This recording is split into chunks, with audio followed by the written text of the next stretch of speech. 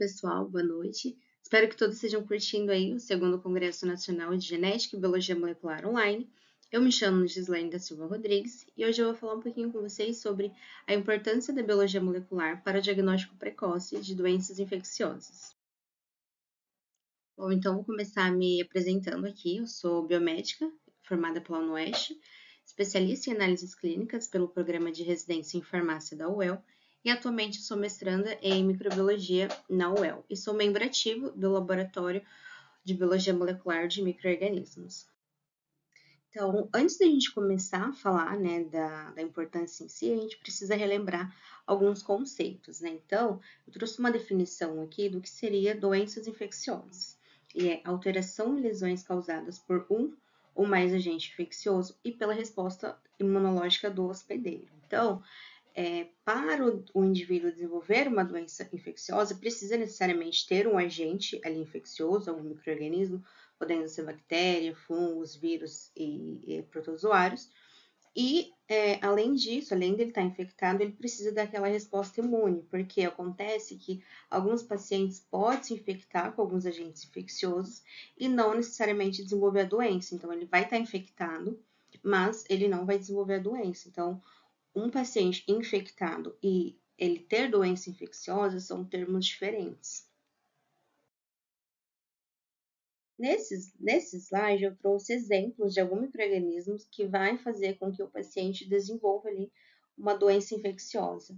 Então, um exemplo aqui do primeiro grupo de bactérias, eu trouxe a tuberculose, que é causado pelo Mycobacterium tuberculosis, a hanseníase, causado pelo Mycobacterium lepre, e a sífilis, que é uma doença sexualmente transmissível, causada por uma bactéria espiroqueta, denominada Treponema pallidum.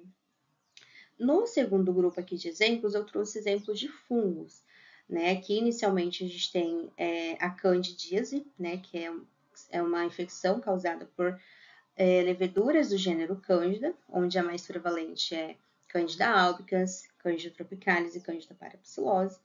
De segundo, nós temos a criptococose, que muita gente pode conhecer como doença do pombo, né? Aqui é causado também por leveduras, porém do gênero Cryptococcus, sendo o Neoformes gatti o mais prevalente.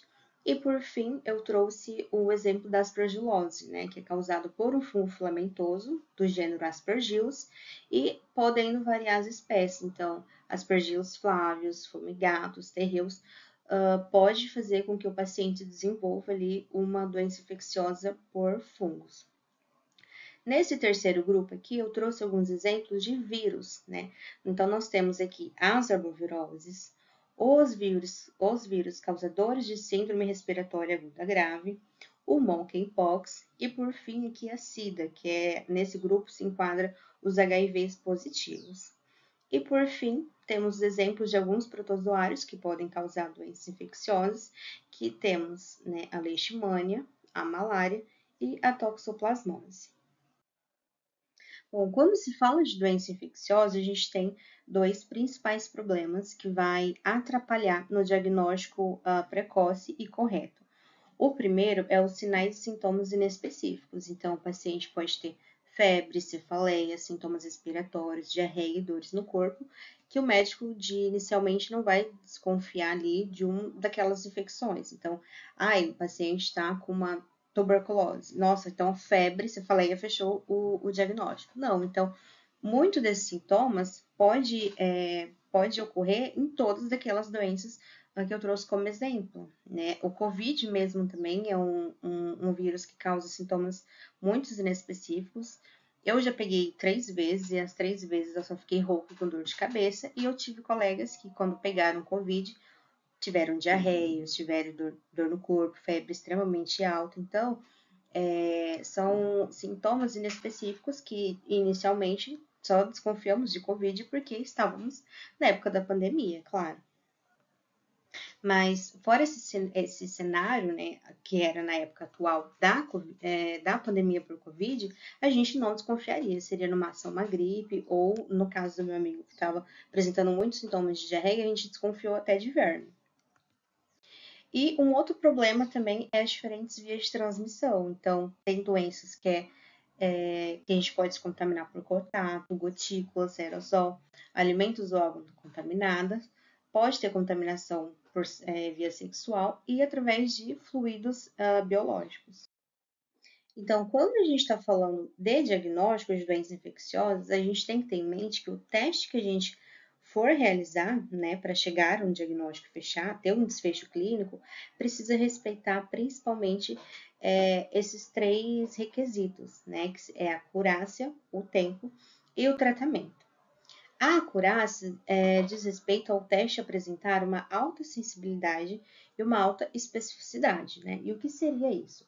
Uma alta sensibilidade significa quanto menor a carga microbiana que aquele teste for capaz de detectar, melhor. E quanto mais específico para aquele determinado agente patológico, melhor. Então, supondo que um paciente está com COVID, né?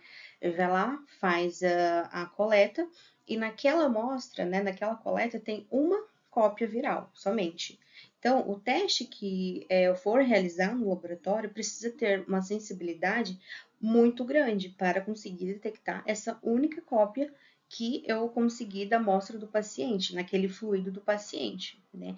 E precisa também ser específico, porque além de ter uma cópia somente, essa única cópia, eu preciso realmente saber se é o agente causador do COVID. Então, isso que a acurácia está relacionado, isso não só para vírus, isso pode ser para fungo, para bactéria, para protozoários, tá? Então, uma alta sensibilidade se diz respeito a quanto menos carga do microorganismo o paciente, o teste for capaz de detectar, melhor. E quanto mais direcionado para aquele agente que a gente está pesquisando, melhor também.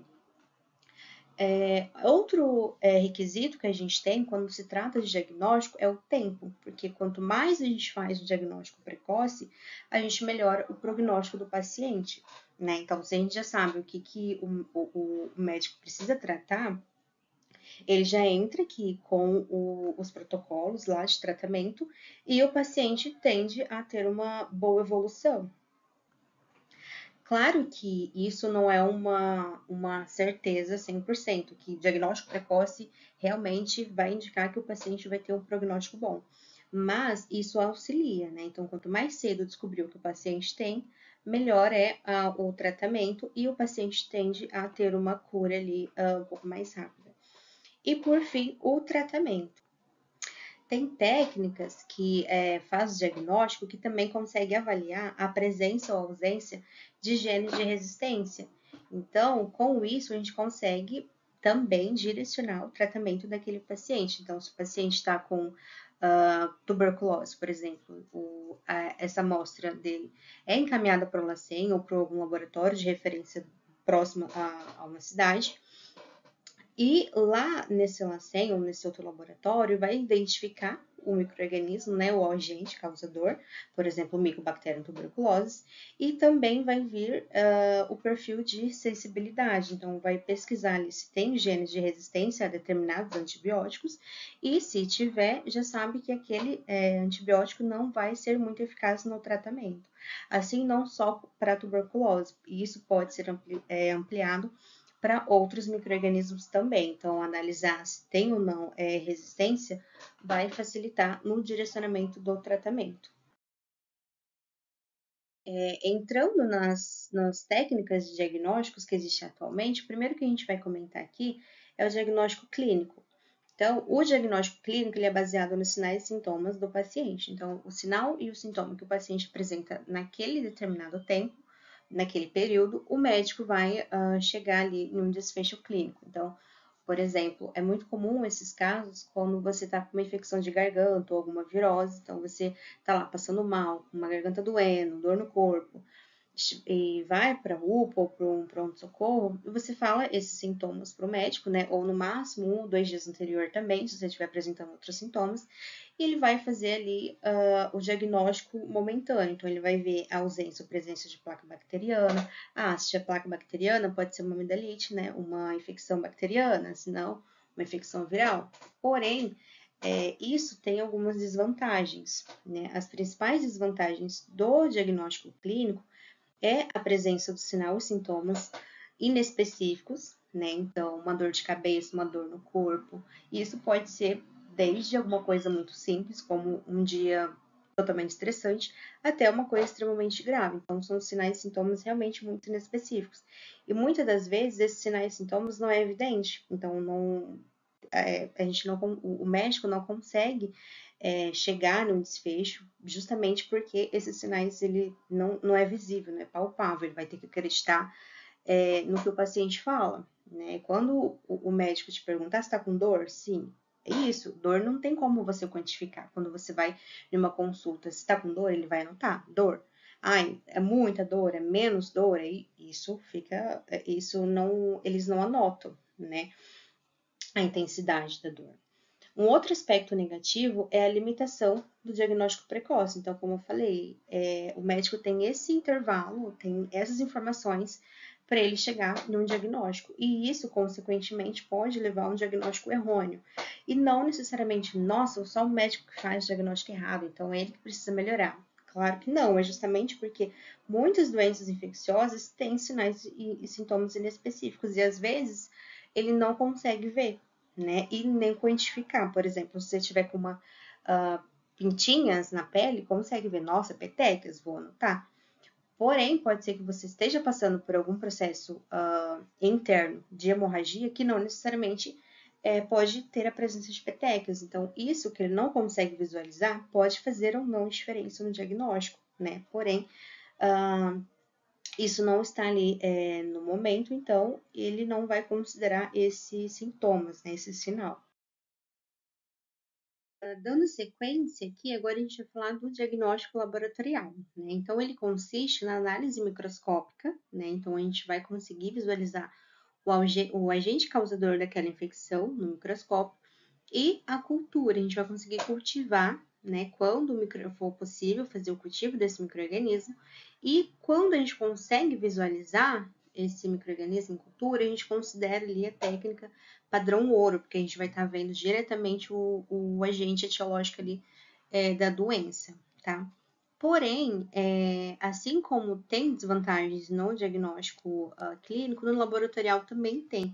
A principal desvantagem é a ausência de um treinamento ou de um conhecimento ou de uma experiência muito aprofundada do profissional que estiver realizando em torno da morfologia dos micro-organismos. Então, pode ser que o profissional não consiga identificar de uma forma correta um oocisto, né, de um protozoário, ou uma forma diferente de um fungo filamentoso, numa lâmina, ou até morfologia do Mycobacterium tuberculosis, por exemplo. Às vezes, mesmo fazendo a coloração, ele não tem ali uma experiência muito boa, né? Então, isso vai ser uma desvantagem no diagnóstico laboratorial, porque muitas coisas podem passar batido, né? Pode falar, pode ser artefato da coloração, pode ser precipitado, escorante, ou no caso de outros tipos de micro-organismo, pode ser, não, isso não é nada.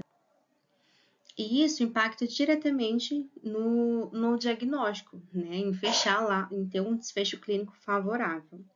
Uma outra desvantagem é quando a gente fala de micro-organismos que não são cultiváveis, né? Ou que eles precisam de muito tempo para ser cultivados, para crescer. Como, por exemplo, o gênero Mycobacterium tuberculosis, ou Mycobacterium lepre, enfim. O gênero Mycobacterium, ele demora muito para crescer, precisa de aproximadamente 30 dias para ter ali um sinalzinho na cultura e ter ali o seu desenvolvimento. Então, isso atrapalha muito na técnica, na rotina laboratorial, porque o paciente precisa estar ali esperando cerca de 30 dias para ter um crescimento e mais alguns dias para chegar na identificação e conseguir realizar ali o tratamento. Um outro aspecto negativo é a pobreza de micro-organismos, né? E nesse tópico aqui eu quis trazer como se, imagina que um paciente está lá internado, né, com alguma infecção, alguma doença granulomatosa, por exemplo, uma aspergilose no pulmão, e ele vai ter uma retirada ali do tecido, né, que a gente pode falar de biópsia, e esse tecido ele vai ser dividido entre os setores, por exemplo, do hospital. Então, vai direcionar um pouco dessa alíquota, né, essa amostra, para o setor de patologia e para o setor de microbiologia, por exemplo. Então, quando a gente colocar esse micro-organismo, esse tecido, né, passar para os meios certinho e não tiver crescimento, não necessariamente naquela amostra de tecido ou naquele paciente não tenha tal micro-organismo, porque pode ser que a quantidade de micro-organismo presente naquela amostra foi insuficiente para ele conseguir se desenvolver, né? Ou pode ser que o paciente tenha ali, tá com o agente causador de X doença, só que onde foi realizado a biópsia, onde foi realizada a retirada ali do tecido, era uma região que não tinha o micro-organismo, não foi acarretada pelo micro-organismo, né? O micro-organismo não conseguiu chegar até ali. E uma outra desvantagem é trabalhar com organismos, né, micro-organismos perigosos. Que agora, a respeito do diagnóstico imunológico, ele ocorre através de métodos sorológicos, diretos ou indiretos. Porém, assim como as outras técnicas diagnósticas, aqui também apresenta algumas desvantagens, né? A primeira que podemos citar é a reação cruzada, né? É muito comum no exame que, na rotina laboratorial da imunologia, é muito realizado, que é o VDRL, que é um exame para sífilis, né? Porém, pacientes que têm lúpus pode ter uma reação cruzada aqui, então vai ser reagente tanto para um quanto para outro. E a diferença de uma coisa para outra aqui é feita a partir da titulação. Então, o VDRL, que é um exame de floculação, é um exemplo de uma técnica que tem uma alta sensibilidade, ele realmente é muito sensível, porém, tem uma baixa especificidade, né? Ele é muito sensível e pouco específico, por isso que isso pode ser uma desvantagem no caso do diagnóstico para sífilis. Uma outra desvantagem que pode ser citada é a janela imunológica. Então, não necessariamente se um paciente já está com alguma infecção, vai ter como fazer o diagnóstico precoce através de métodos imunológicos, justamente por conta dessa janela imunológica. Tem algumas doenças que essa janela imunológica é mais tardia, então, se você realizar logo ali no começo, você não vai conseguir chegar num desfecho ou ter uma coisa realmente positiva, justamente porque a resposta começa a acontecer de uma forma um pouco mais tardia. Um exemplo daqui é a COVID. A COVID-19, ela teve uma resposta imunológica mais tardia. Então, os exames que eram baseados na detecção do SARS-CoV não foi baseado, né, no sistema imunológico, e sim na pesquisa diretamente do vírus, né, que é uma técnica que a gente vai ver mais pra frente, que é a PCR, né, baseado em biologia molecular. Uma outra desvantagem é que também não diferencia infecção e doença, né? Temos também a produção de autoanticorpos. Aqui, se um paciente está com as vacinas em dias, por exemplo, vacina da tuberculose, pode ser que dê reagente aqui, justamente porque o seu sistema imunológico está ali produzindo anticorpos, né, de defesa, e pode dar reagente aqui quando for realizado o exame, tá? Não significa que você tenha tuberculose, e sim que suas vacinas estão em dias. E por último, né, o problema principal dos testes diagnósticos imunológicos é a relação de sensibilidade e especificidade. Como a gente viu aqui no exemplo em cima, né, do VDRL, que é um teste altamente sensível e pouco específico, isso acontece em outros testes também da imunologia. Então, se você tem um teste extremamente sensível, ele vai ser pouco específico. E se ele for muito específico, ele vai ser pouco sensível, porque eles tendem a não caminhar juntos, né? Ou ele vai ser muito sensível, ou ele vai ser muito específico. Isso é um aspecto muito negativo dos testes imunológicos. E por fim, para fechar aqui, a gente tem os métodos de diagnóstico molecular, né, que também auxilia no diagnóstico das doenças infecciosas. Essa técnica é baseada na detecção do material genético. Então, aqui, independente do espécime clínico, podendo ser sangue, biópsia, tecido, escarro, todos os fluidos podem ser utilizados para essa técnica. Porém, assim como as outras, ela tem algumas desvantagens, né? O primeiro aqui que podemos citar é o custo elevado, né? E isso vai basear dependendo do acordo com o kit que você escolhe. O kit baseado em sonda, normalmente ele é mais caro, porque aqui a sonda é baseada em material genético, você vai precisar desenhar essa sonda, então isso vai encarecer um pouco mais o seu teste, diferente de quando você opta por utilizar um kit que tem o Cyber. Né? O Cyber ele é o intercalante de DNA. Né?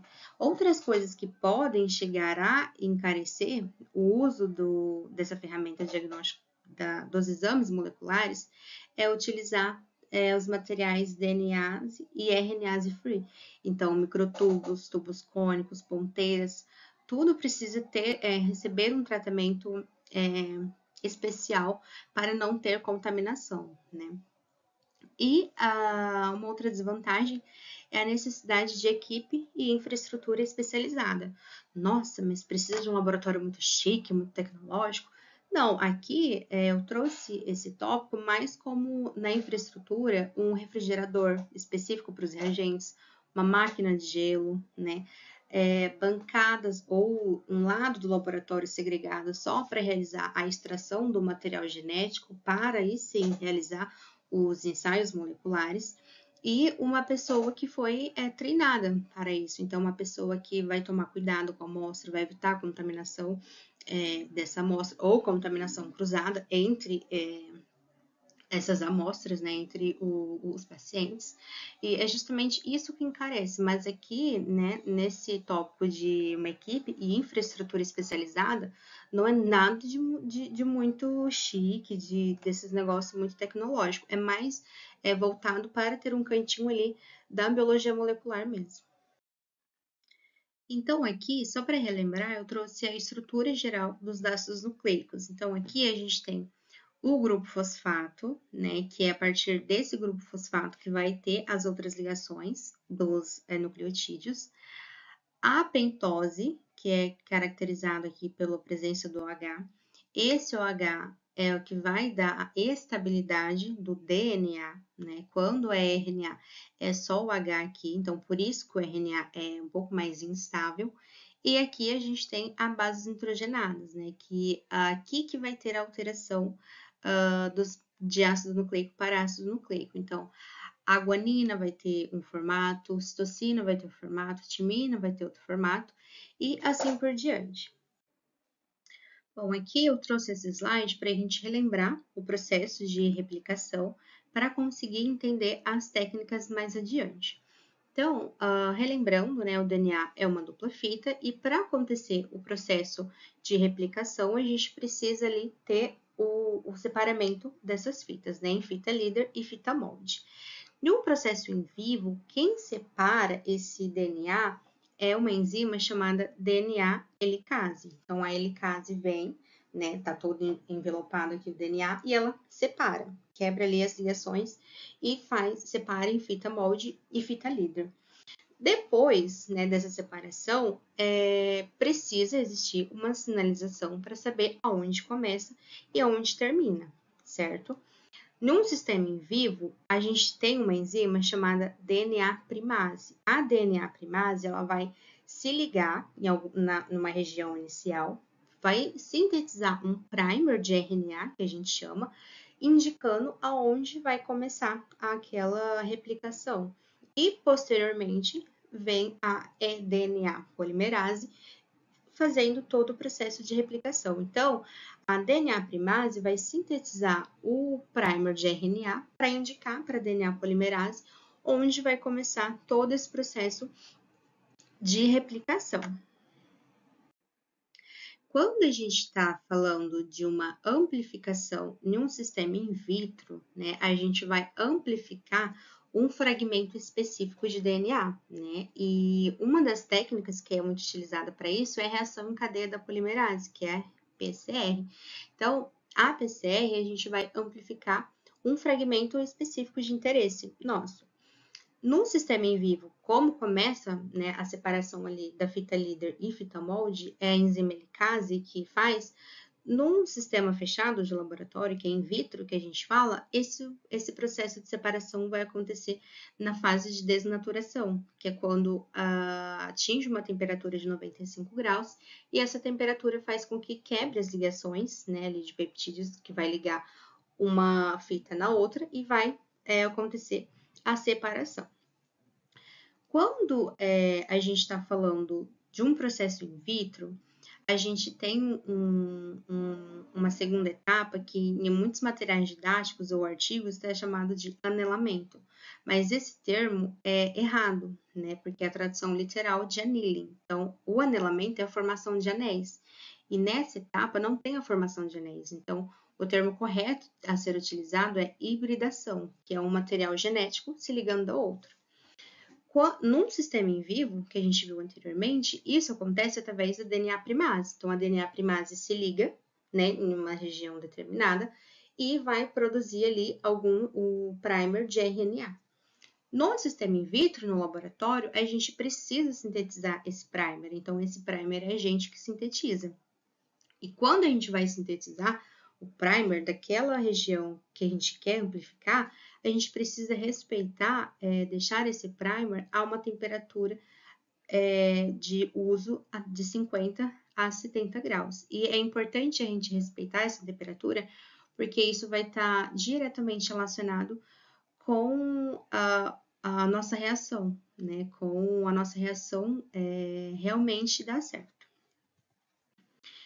A terceira etapa, né, que é o processo de extensão, assim como ocorre na forma in vivo, também ocorre no sistema in vitro, que é utilizada a DNA polimerase.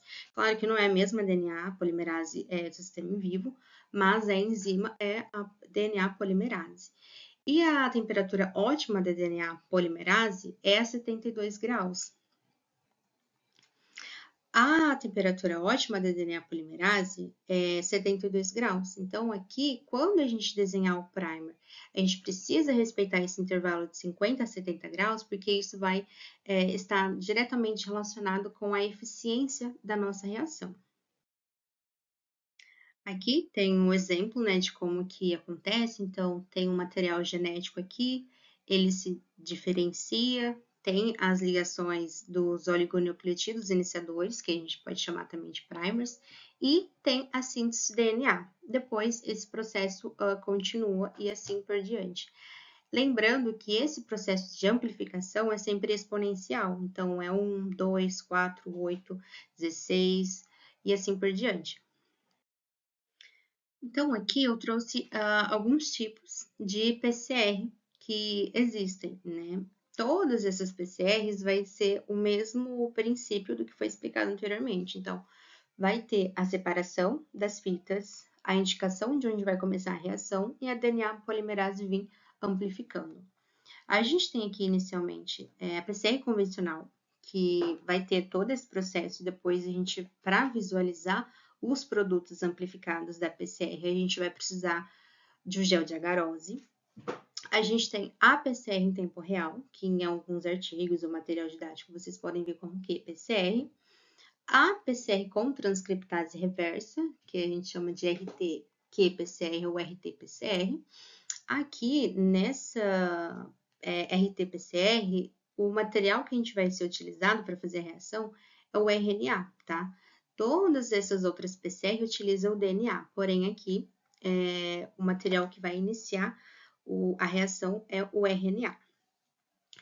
Temos o tipo de PCR multiplex, que é quando a gente consegue fazer a reação, colocar vários primers, né, em uma única reação, e a nested PCR. Aqui é uma PCR dividida em duas etapas.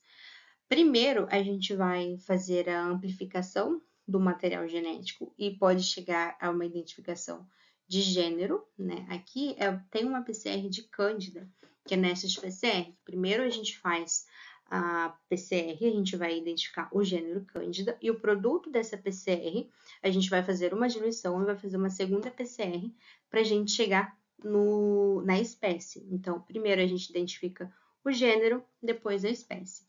Essa nested PCR é muito utilizada em algumas técnicas que o material que vai ser utilizado é muito sujo, digamos assim, o espécime clínico é muito sujo. Então, fazendo essa PCR em 2 etapas facilita, né, no final, o material estar mais limpo para garantir ali uma identificação correta.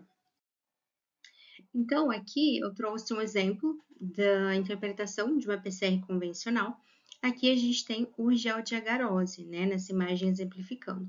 Aqui na primeira coluna é o peso molecular, tá? E a unidade de medida do peso molecular é dado em pares de base.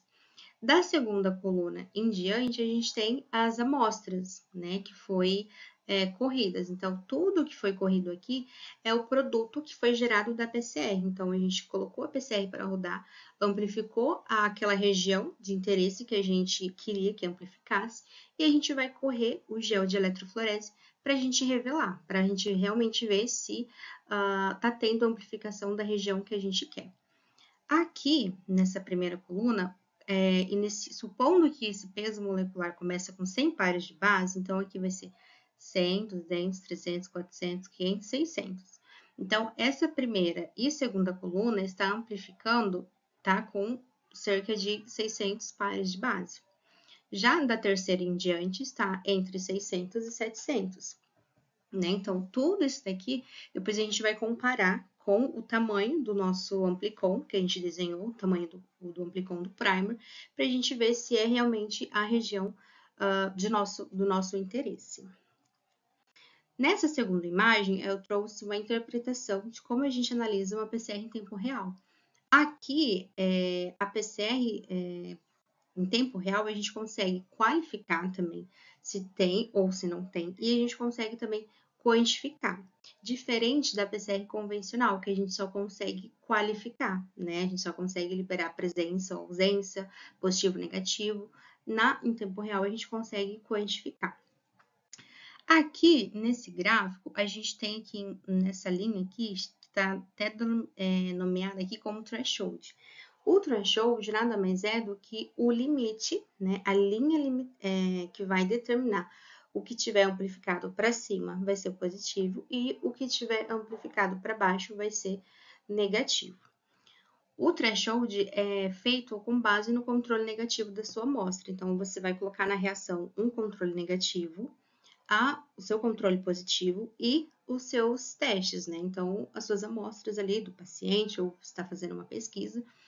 E com base no controle negativo, o que amplificar para cima é considerado positivo. Supondo que aqui essa linha azul seja o controle negativo dessa reação. Então, teve uma amplificação, então o que a gente considera positivo tudo o que amplificar para cima e negativo o que amplificar para baixo, porque pode ter alguns ruídos. Então, aqui o rapaz, né, dessa imagem colocou um threshold bem alto, né, o que é um aspecto positivo, porque quanto maior o threshold, mais rígido vai ser o seu teste, né. Claro que ele poderia ter colocado aqui, sim, mas aqui também em cima não tem problema, você que vai delimitar aonde você quer colocar o seu threshold com base no seu controle negativo. Junto com esse threshold, a gente tem também uma outra nomenclatura que a gente chama de CT, que é o ciclo threshold, ou limiar do ciclo. Esse ciclo nada mais é do que a quantidade de amplificações, né, a quantidade de reação necessária para que a amostra atinja ali a linha limite, né, o threshold. Então, quantas reações é necessária para que ela atinja aquele controle, aquela linha para ser positivo. Aqui, observando aqui essa linha verde, essa primeira aqui, a gente consegue observar que ela clica aqui no threshold em cerca de 26 a 27 ciclos. Então, aqui foi necessário aproximadamente 26 reações e meia para que essa linha verde atingisse o threshold, o limiar. Se a gente reduzisse esse threshold, colocando mais ou menos aqui, por exemplo, esse CT iria ser modificado. Então, supondo que a linha fosse aqui, o CT desse verde seria em torno de 23 a 24. Então, com base onde a gente coloca esse threshold, o CT muda, tá? E quanto menor o ciclo para ter uma amplificação, aquilo vai indicar que tem uma carga, né, genética ali muito alta, porque precisou de poucos ciclos para ser detectado. E quanto maior a quantidade de reações que acontece, menor a carga ali do material genético. Como eu falei, para a PCR em tempo real, a gente consegue realizar também a quantificação. Iniciando a quantificação, inicialmente, para a gente ter uma aplicação, né, da PCR para uma quantificação, a gente precisa seguir ali alguns passos para a gente conseguir quantificar a carga microbiana. O primeiro passo é a gente realizar uma curva padrão com diferentes concentrações de DNA. Então, aqui eu trouxe um exemplo de uma solução aqui bem concentrada. Então, aqui tem um material genético extremamente concentrado e a gente vai fazer diluições seriadas desse material genético e a gente vai tendo a alternância, né? Lembrando que quanto mais concentrado esse material genético tiver, menos ciclos ele vai precisar ser realizado. Então, aqui nesse slide, a gente consegue visualizar o que eu disse anteriormente. Então, aquelas diferentes concentrações de diluições que a gente fez é plotado dessa forma, né? A curva é feita dessa forma.